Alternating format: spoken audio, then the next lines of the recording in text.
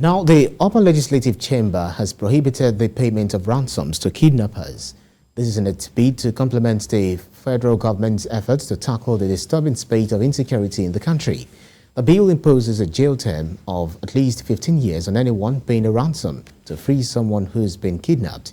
The new law will also provide the death penalty or life imprisonment for anyone found guilty of kidnapping. The bill needs to be debated and passed by the lower house before the president signs it into law, a process that could take weeks or months. Let's talk this through by speaking with the CEO, Security Watch Africa, Patrick Agbambo, who is joining me to discuss this from Abuja. Thank you so much for joining us on the news this hour. What do you make of the bill passed by the Senate to prohibit payment of ransom for victims that are kidnapped by, these kidnappers? Thank you very much. It's a very welcome development. I think some of us have actually advocated for this. It will help to check or discourage these kidnappers from the trade, because the major reasons why kidnapping seems to have been thriving is because it's regarded as the low-risk, high-yield business, which has encouraged it for a very long time. So with this, it's going to bring some level of reduction or check, but I must warn that it will not eliminate kidnapping, because enforcement will be tested if it will be enforced. And relatives of victims may not heed to this law, because they want their relatives, their loved ones that are in the captivity, to be released to them as soon as possible. So it's why it's a welcome development.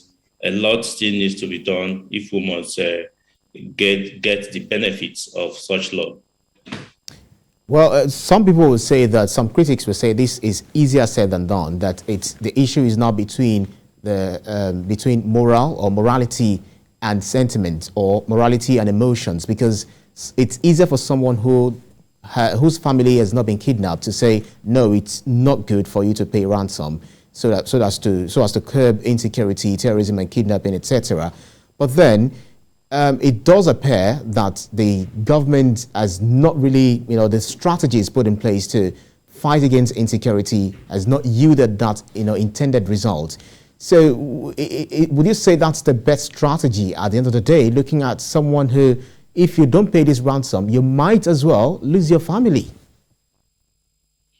No, you see, if there are no buyers in the economy, if there are no buyers, definitely there may not be product, and that is the system.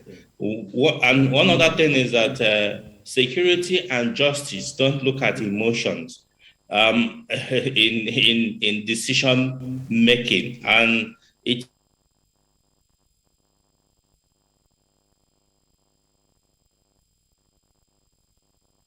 something that needs to be done.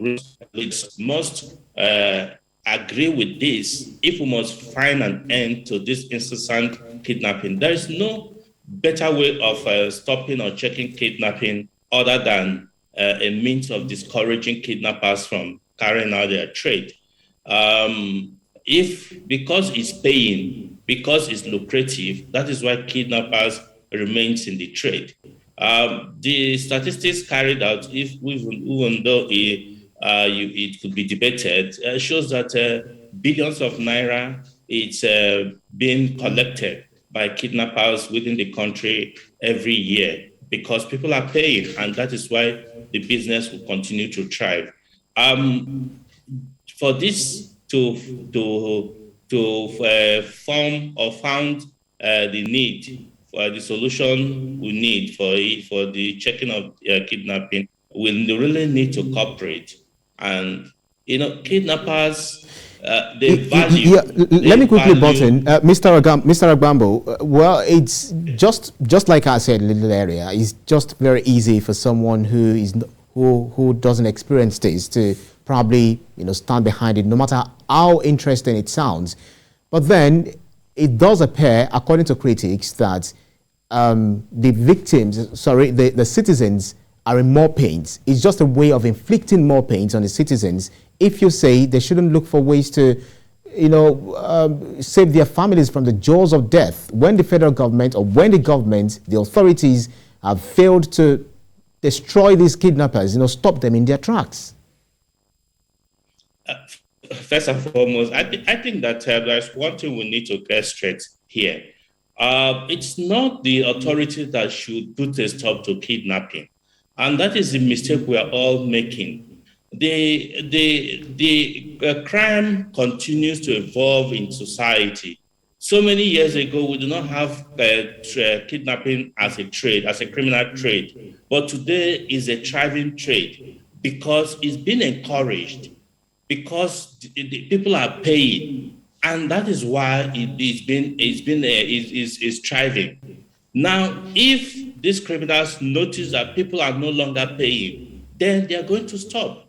Somebody must have to pay some sacrifice for us to put a stop to it. It's not the security agencies that will put a stop to kidnapping. You can never eliminate kidnappers totally. You can't, because it's a very tricky situation, dicey situation.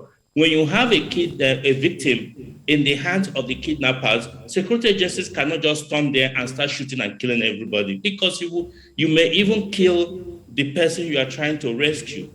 So it takes a lot of workings to be able to get somebody out of it. There could be negotiation as a way of discussing. While the negotiation is going on, then the rescue operation can be carried out without the ransom being paid. There are many strategies that could be adopted going forward now with this law in place, which I cannot discuss here on television. But in sincerity, I think that for us to find a solution to kidnapping, which I will tell you that it needs the whole of a society approach, the people, the citizens, the government, and the law enforcement agencies would have to work together to ensure that this stops.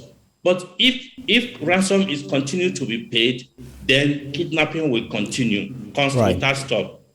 Right. Peradventure, this law actually scales through. At the end of the day, we'll see how enforceable, because one thing to pass the law is another thing to enforce this same law on the citizens. CEO Security Watch Africa, Patrick Agbampo, thank you so much for your time on TBC News this hour. Thank you very much.